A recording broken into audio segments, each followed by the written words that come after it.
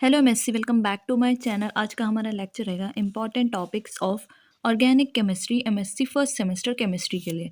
हम देखेंगे organic chemistry के इंपॉर्टेंट टॉपिक्स जो एमएससी फर्स्ट सेमेस्टर एग्जाम में पूछे जा सकते हैं। मैंने यही टॉपिक्स कवर करके 82% स्कोर किया है, तो आप भी बहुत आराम से कर सकते हैं।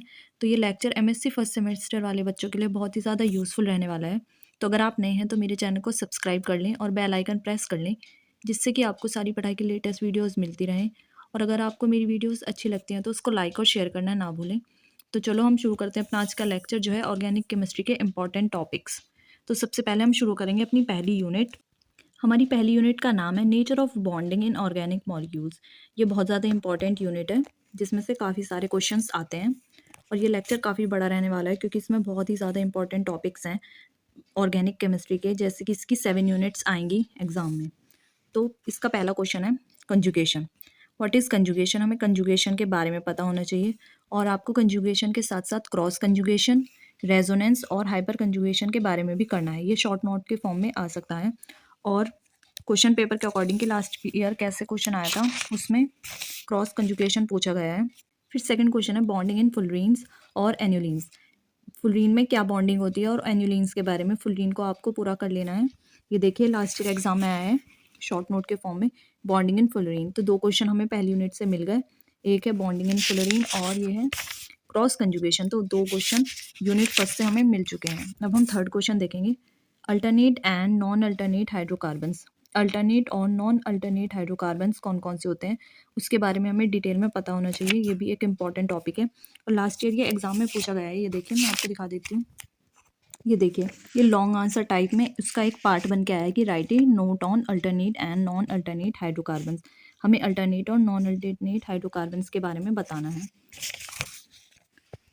फिर फोर्थ क्वेश्चन है aromaticity in benzenoid and non benzenoid compounds. हमें एरोमेटिसिटी बतानी है बेंजेनॉइड और नॉन बेंजेनॉइड कंपाउंड की। ये भी बहुत ज़्यादा इंपॉर्टेंट क्वेश्चन है फर्स्ट यूनिट का। फिर फिफ्थ क्वेश्चन है Huckel rules, homo aromaticity, anti aromaticity और साई एरोमेटिसिटी। हमें ये चारों शॉर्ट पता होने चाहिए जो है हकल रूल, होम एरोमेटिसिटी है, एंटी एरोमेटिसिटी और साई एरोमेटिसिटी। और होम एरोमेटिसिटी तो लास्ट ईयर भी एग्जाम में पूछा गया है। ये देखिए होम एरोमेटिसिटी क्या होता है शॉर्ट नोट के फॉर्म में। तो अभी तक हमें 4 क्वेश्चन तो मिल ही चुके हैं। सबसे पहले तो लास्ट ईयर में क्रॉस कंजुगेशन आया है, फिर बॉन्डिंग इन फुलरीन आया है, alternate and non alternate hydrocarbons आया है, और आया है होमो एरोमेटिसिटी शॉर्ट फॉर्म में। अब हम शुरू कर रहे हैं अपनी सेकेंड यूनिट। ये थे पहली यूनिट के इंपॉर्टेंट क्वेश्चंस। सेकेंड यूनिट है हमारी reaction mechanism, structure and reactivity. ये काफ़ी बड़ी यूनिट है और इसमें बहुत सारे क्वेश्चन आएंगे। सबसे पहला इसका क्वेश्चन है थर्मोडायनेमिक एंड काइनेटिक रिक्वायरमेंट। हमें पता होना चाहिए थर्मोडायनेमिक और काइनेटिक रिक्वायरमेंट के बारे में।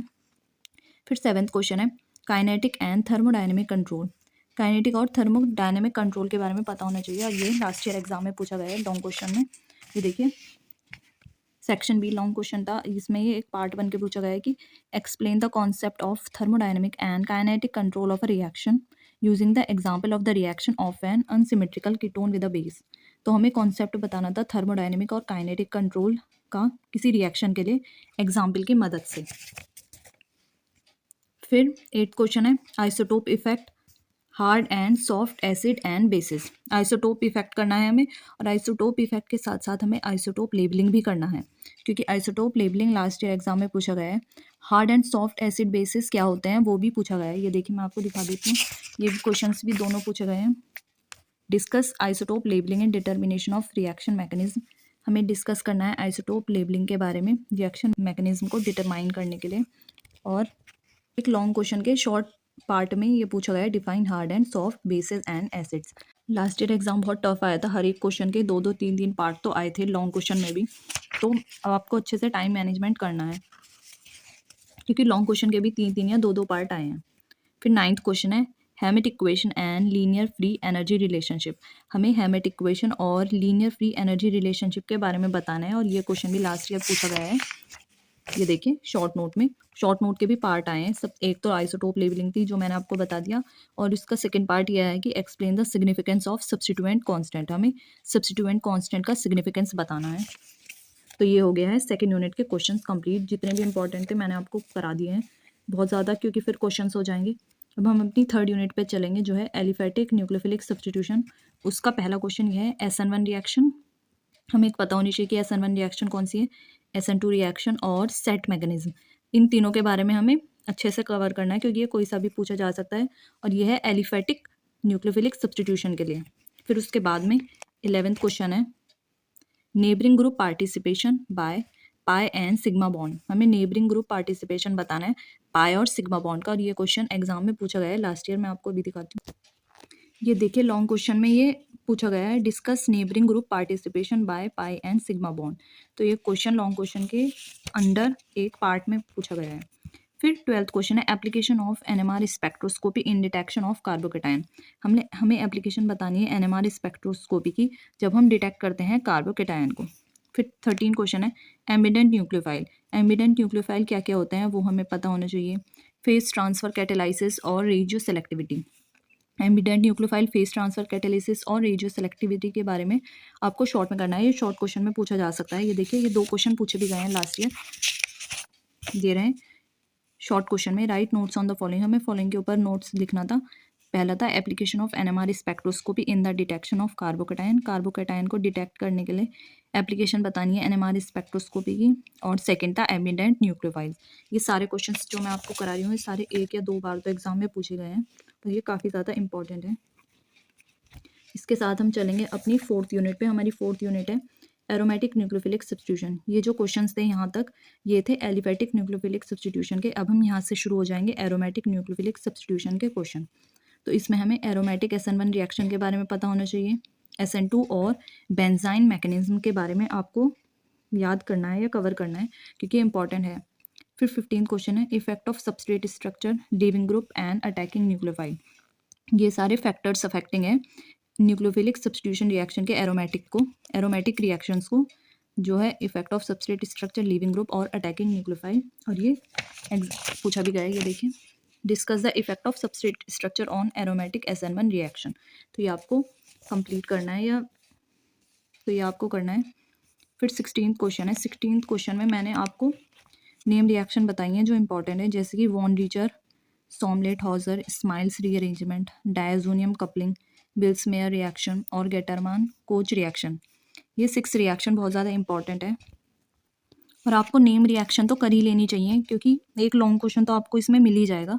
जैसे कि मैंने लास्ट ईयर या प्रीवियस ईयर के क्वेश्चन पेपर देखे हैं, उसमें हर एक क्वेश्चन लॉन्ग क्वेश्चन तो आता ही है जिसमें नेम रिएक्शन पूछी जाती हैं। तो आप नेम रिएक्शन तो कर ही लीजिए क्योंकि इसमें से 3 तो लास्ट ईयर ही आई है। मैं आपको दिखा देती हूँ, एक तो शॉर्ट में आई है, write the mechanism of Gattermann Koch reaction with the help of suitable examples. हमें मैकेनिज्म बतानी है गेटरमान कोच रिएक्शन की एग्जाम्पल की मदद से। एक तो ये शॉर्ट में ही आ गई है और 2 रिएक्शन आई हैं लॉन्ग क्वेश्चन के फॉर्म में। ये देखिए discuss the mechanism and applications of the following reaction. ये लॉन्ग क्वेश्चन की फॉर्म में आया था। सबसे पहले हमें बताना था स्माइल्स रीअरेंजमेंट और बिल्समेयर रिएक्शन। ये दोनों रिएक्शन हमें बतानी है। तो एक लॉन्ग क्वेश्चन में आ गया और एक शॉर्ट में आ गया, तो 3 रिएक्शन तो हमें मिल गई। तो नेम रिएक्शन आपको ज़रूर करनी है। फिर उसके बाद में हम चलते हैं अपनी 5th यूनिट पे। 5th यूनिट है हमारी एलिफैटिक इलेक्ट्रोफिलिक सब्स्टिट्यूशन।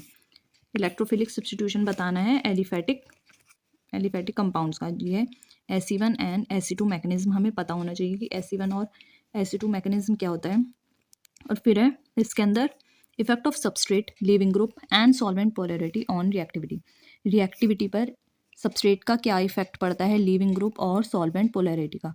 और ये क्वेश्चन लॉन्ग फॉर्म में आया है, मैं आपको दिखा देती हूँ। ये मैंने आपको कराया भी हुआ है। देखिए discuss the following factors influencing the relative reactivity in substitution reaction.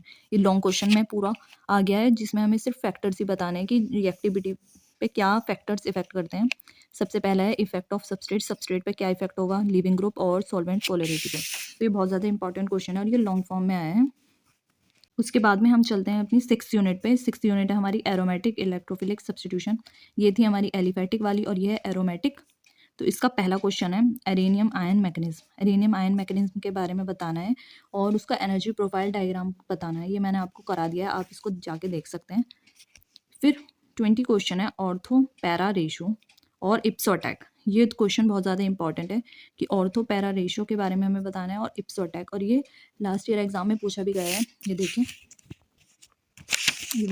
इप्सो attack with example. हमें एक तो ये बताना है कि इप्सो अटैक क्या होता है एग्जाम्पल के साथ, और ऑर्थो एंड पैरा रेशो भी ये पूछा गया है शॉर्ट में। Explain the ortho para ratio in aromatic electrophilic substitution using suitable examples.